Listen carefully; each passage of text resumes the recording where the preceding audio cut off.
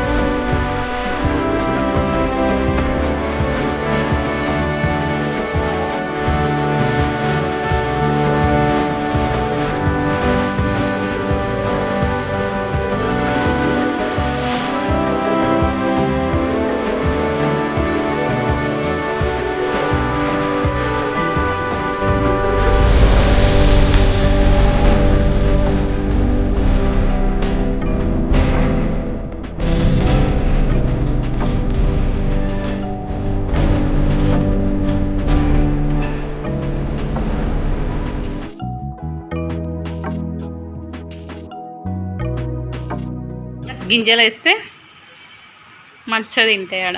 మనకి గింజలు లేవు తెచ్చే పండు.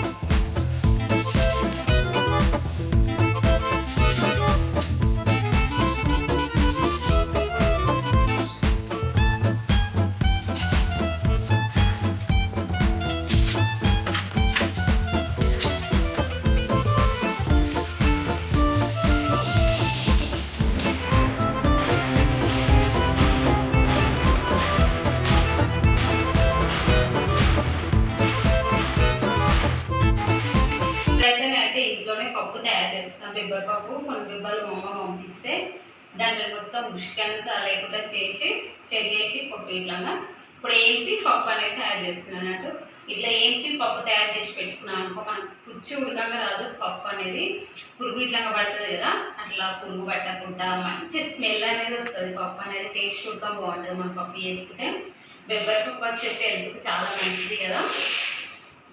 ఇట్లా ఏంటి నేనైతే మిక్సీకి పట్టి మళ్ళీ దాన్ని చెరిగిన తర్వాత ఒక డబ్బాలో స్టోర్ చేసి పెట్టుకుంటాను అన్నట్టు.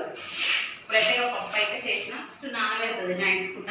మొత్తం ఒక నైట్ అంతా నానబెట్టి ఉదయం దాన్ని నీళ్ళని మొత్తం ఏం లేకుండా వంచేస్తారండి.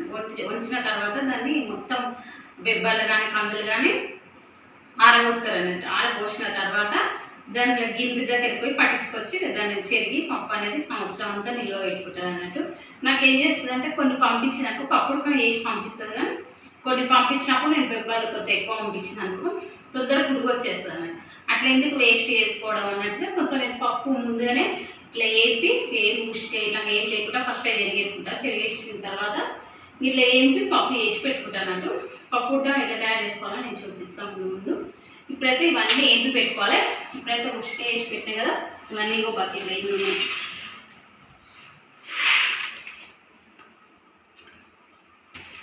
దీంట్లో మంచి వేపుకోవాలి కడాయిలు వేసి. Hi friends, welcome back to my YouTube channel. నేను మీ ఇస్మాస్. అయితే ఎలా ఉన్నారండి? బాగున్నారా? మేమైతే చాలా చాలా బాగున్నాం. మీరు బాగుండాలని మనస్ఫూర్తిగా కోరుకుంటున్నాం. అందరు బాగుండాలి, అందులో మేము ఉండాలి.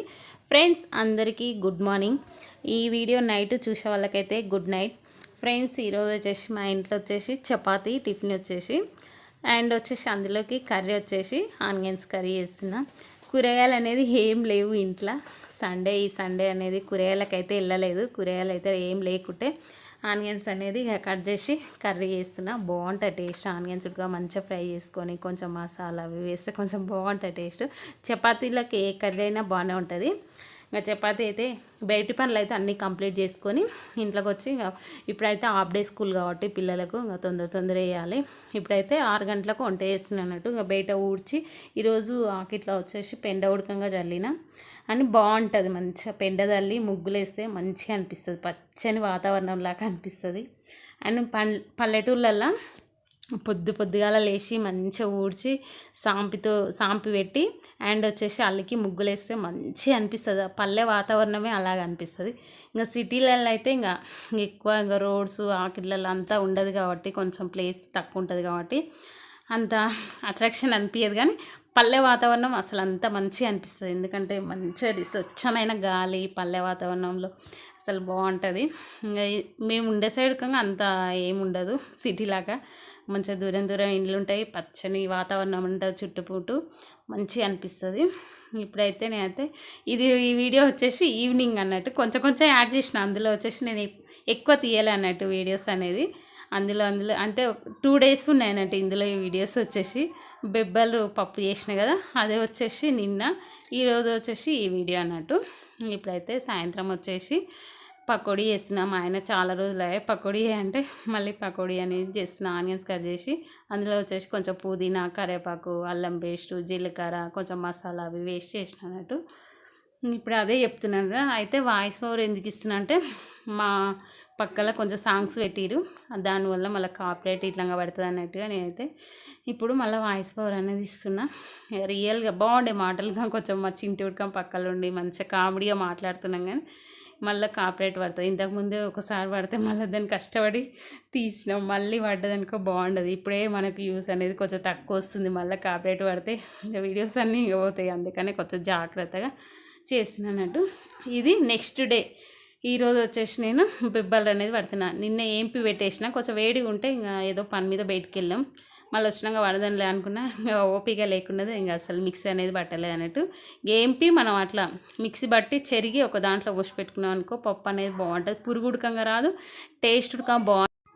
కందులు కానీ పెబ్బలు కానీ నేను ఎప్పుడు ఇట్లే స్టోర్ చేసి పెట్టుకుంటా, ఇంకా సంవత్సరం అంతా నిల్వ ఉంటుంది అన్నట్టు. ఇంకా పప్పులు అనేది ఎప్పుడు కంపల్సరీ ఉండాలి ఇంట్లో. ఏ కర్రీస్ లేకున్నా పప్పు అనేది తొందరగా అయిపోతుంది కాబట్టి పప్పు పిల్లలకంగా ఇష్టంగా తింటారు అన్నట్టు. ఇంకా ఇప్పుడైతే పప్పు అయితే ఇంట్లో నిల్వ ఉంటుంది. పచ్చళ్ళు కానీ ఈసారి అయితే పచ్చళ్ళు ఉడకంగా తక్కువ పెట్టేసిన.